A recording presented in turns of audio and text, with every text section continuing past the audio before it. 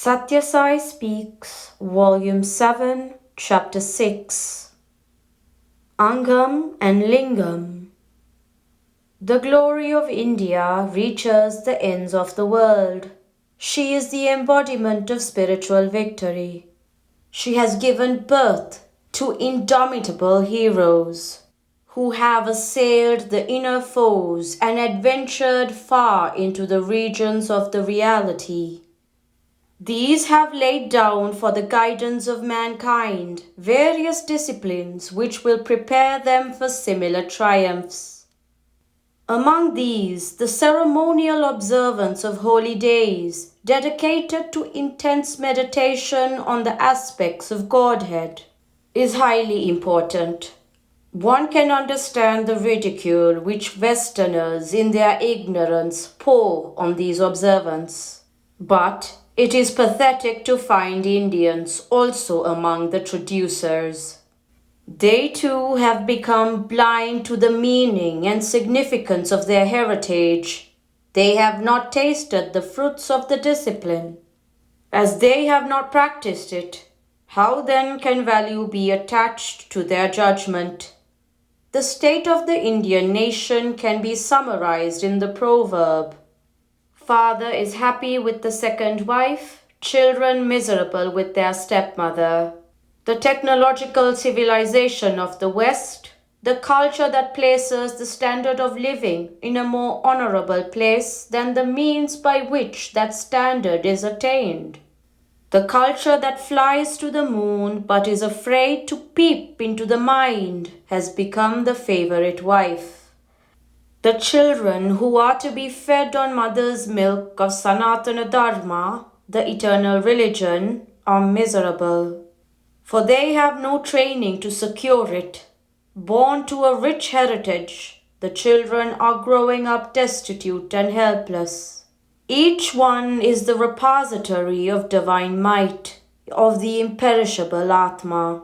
Contacting this reality is the prime purpose of life, but this is neglected. Precious days are spent in inferior pursuits. Man desires peace and cultivates worry.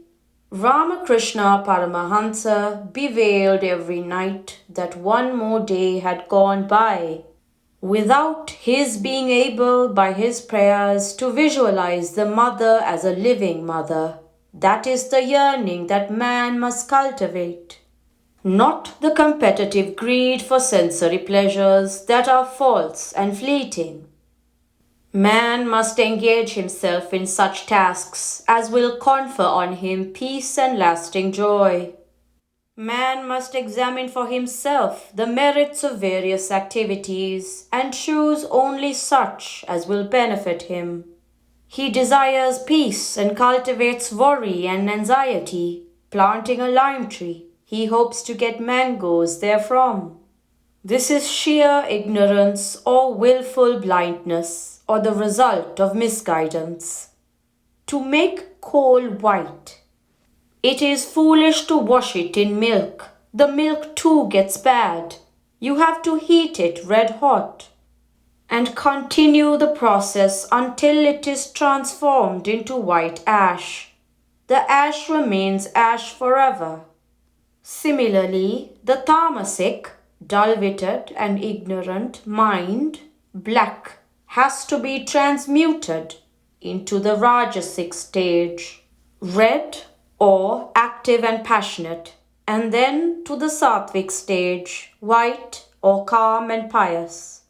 By the process of spiritual discipline, heating, the blackness and the redness are produced by the qualities of greed and lust. Regular treatment with the drug of self-control, nigraha, will cure you of these. These holy days have been prescribed for inaugurating the treatment. The Shastras extol the drug and lay down the method of administration. The lives of saints encourage you to seek it and save yourself by it. Through these means, man can ascend from the animal to the human level, and from the human to the divine. Yes, you too can become divine. I have nothing that you too do not possess. It is latent in you. It is patent and potent here. That is the only difference. Sanctity of Shivaratri and the emergence of Linga. Life is a short and fast-flowing chance. You will have to put every minute to the best use. That is, the discovery of your own reality, which gives you the highest joy. Do not spend time inquiring about the whence and wherefore of others. Inquire about yourselves. When an election comes along, you wander from door to door and fall at the feet of all and sundry to earn their votes. Instead of demeaning yourselves in this manner, if you fall at the feet of God and become worthy of His grace, people themselves will press you to stand for election and fill the ballot boxes with votes for you. For this, you must have faith. Faith in God and grace.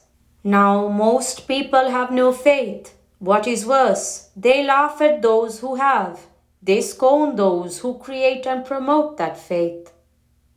What is the sanctity of Shivaratri? You answer, Linga emerges from Swami's Udara, abdomen.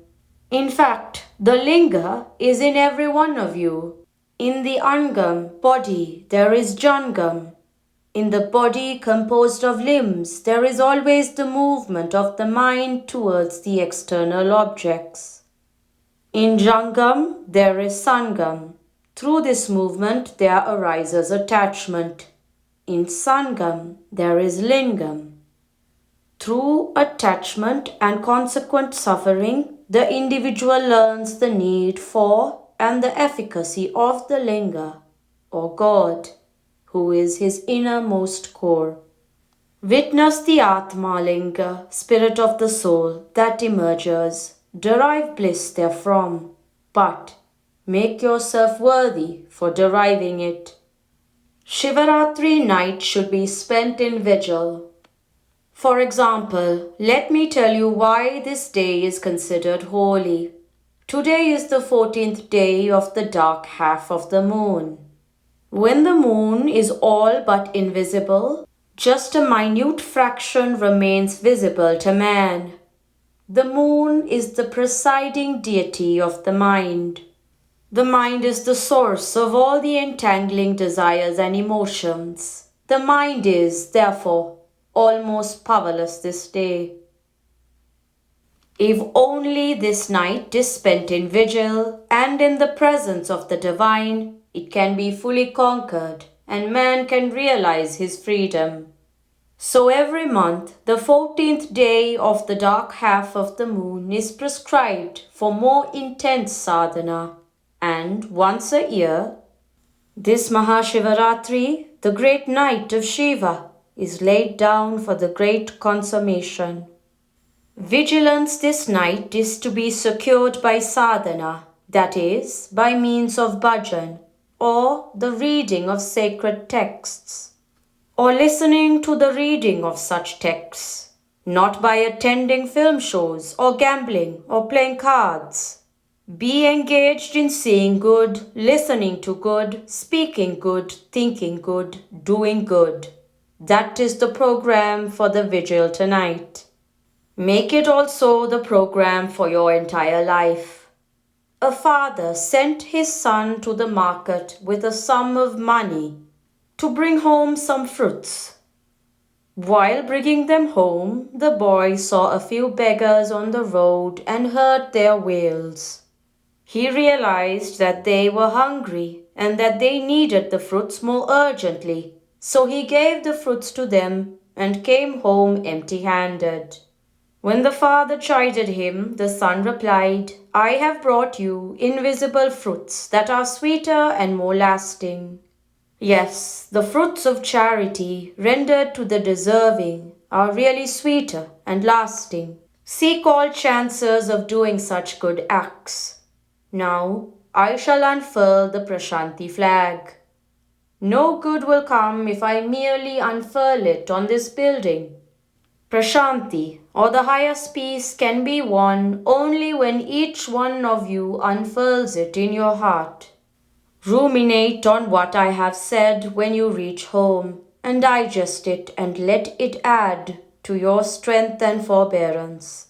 Dedicate all your deeds, words and thoughts to Sarveshvara, the Supreme Sovereign. The emergence of the Linga, the ellipsoid-shaped representation of the formless divinity, will happen today. Do not, in your anxiety to secure sitting space, sit in the sun from 3 p.m. itself. Do not disregard the rules of health. Do not exhaust yourself. So long as you are here, do not waste a single moment in worthless talk. Now, I shall go up to the terrace and unfurl the flag. Do not fall upon each other and struggle to pick the flowers showered from above. Be restrained. Be orderly. Afterwards, move on to the auditorium where Abhishekam, ritual bathing, will take place. Witness everything and derive full joy. Prashanti Nilayam, March 9th, 1967.